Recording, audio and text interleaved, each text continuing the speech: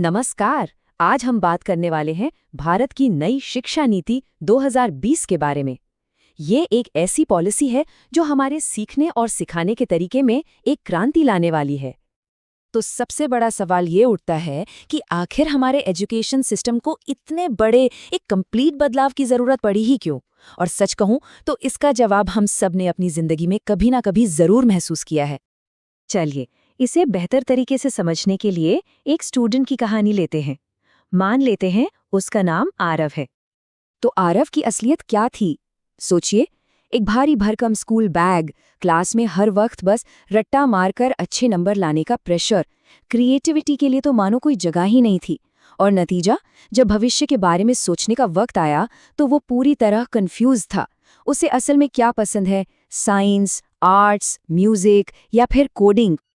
और ये कहानी सिर्फ आरव की नहीं है, बल्कि हमारे देश के लाखों स्टूडेंट्स की है।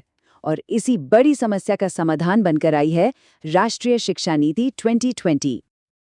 अब देखिए, ये बदलाव इतना जरूरी क्यों था? हमारी जो पिछली पॉलिसी थी वो बनी थी 1986 में। जरा सोचिए, वो एक ऐसा दौर था जब ना इंटरनेट था, ना एआई का नामो निशान, करियर के रास्ते भी गिने चुने थे। और आज की दुनिया, ये तो पूरी तरह से डिजिटल है, एआई का जमाना है, जहां हर दिन नई नई स्किल्स की जरूरत पड़ रही है और इन्फॉर्मेशन तो हर जगह है। तो जाहिर है, पुराना सिस्टम अब काम नहीं कर सकता था। और इसीलिए इस नई पॉलिसी का मकसद बहुत साफ है।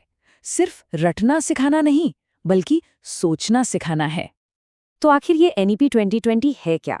आसान शब्दों में कहें तो ये भारत के पूरे एजुकेशन सिस्टम को बदलने का एक कंप्लीट रोड मैप है। स्कूल से लेकर कॉलेज तक हर लेवल पर इसे ज्यादा फ्लेक्सिबल, मल्टीडिसिप्लिनरी और वर्ल्ड क्लास बनाने का एक प्लान। इस पूरी पॉलिसी का जो सबसे बड़ा लक्ष्य है वो बहुत ही सरल लेकिन पावरफुल है। एजुकेशन को सिर्फ एक डिग्री नहीं, बल्कि जिंदगी जीने की एक स्किल बनाना, ताकि स्टूडेंट्स सिर्फ नौकरी के लिए नहीं, बल्कि जिंदगी की हर चुनौती के लिए तैयार हो। तो सवाल ये है कि ये पॉलिसी काम कैसे करेगी? देखिए, इसे 5 बहुत मजबूत पिलर्स पर बनाया गया है। तो ये 5 पिलर्स हैं। पहला है एक्सेस, मतलब हर बच्चे तक शिक्षा पहुंचे। दूसरा है इक्विटी, यानी सबको बराबर मौके मिले। तीसरा क्वालिटी, जहां फोकस रटने पर नहीं बल्कि समझने और स्किल्स पर हो। चौथा अफोर्डेबिलिटी, ताकि पढ़ाई किसी पर बोझ न बने। और पांचवां अकाउंटेबिलिटी, मतलब जो भी संस्थान है उनकी भी एक जिम्मेदारी तय हो। लेकिन इस ढांचे से भी ज्यादा जरूरी है इस नई पॉलिसी की आत्मा को समझना। वो कौन सी सोच है जो इसे आगे बढ़ा रही है? ये पॉलिसी सीखने के तरीके में एक जबरदस्त शिफ्ट ला रही है। अब रटने की जगह क्रिटिकल थिंकिंग पर जोर होगा। साइंस, कॉमर्स, आर्ट्स वाली जो सख्त दीवारें थीं वो टूटेंगी और अपनी पसंद के सब्जेक्ट्स चुनने की आज़ादी मिलेगी। और हाँ, सिर्फ डिग्री के पीछे भागने की बजाय अब फोकस होगा स्किल बेस्ड एजुकेशन पर। मतलब इसकी आत्मा में है मल्टीडिसिप्लिनरी और स्किल पर आधारित शिक्षा, डिजिटल और मॉडर्न तरीकों का इस्तेमाल, अपनी मातृभाषा में पढ़ाई का मौका, और सबसे बढ़कर स्टूडेंट्स का एक होलिस्टिक डेवलपमेंट, यानी हर तरह से विकास। चलिए, अब वापस अपने किरदार आरव के पास चलते हैं। इस नए सिस्टम में आरव के साथ क्या होता है? सबसे पहला बदलाव तो ये है कि आरव का बैग हल्का हो गया है और साथ ही उसका दिमाग भी। जो पढ़ाई का बोझ था वो कम हो गया है। अब आरव का सफर पूरी तरह से बदल गया है।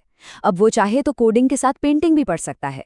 उसके टीचर्स उसे सिर्फ जवाब देने के लिए नहीं, बल्कि सवाल पूछने के लिए इनकरेज करते हैं।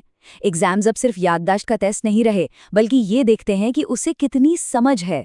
और सबसे जरूरी बात, अब वो ये खोज रहा है कि वो असल में बनना क्या चाहता है।